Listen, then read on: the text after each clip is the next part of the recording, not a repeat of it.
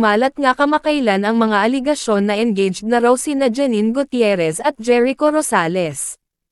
Ayon sa mga ulat, nagsimula ang tsismis habang nagsushooting sila ng isang proyekto. Sa nasabing shooting, may mga bangkang may nakasulat na, "Yes," na tila patungkol sa isang marriage proposal.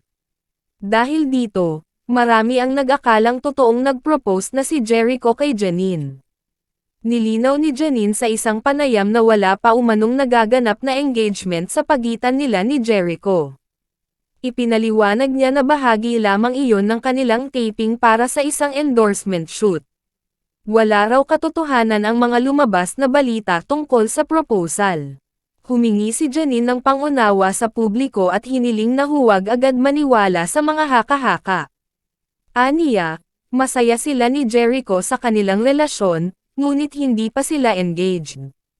Dagdag pa niya, mas mabuting hintayin na lang ang tamang panahon kung sakasakaling mangyari iyon.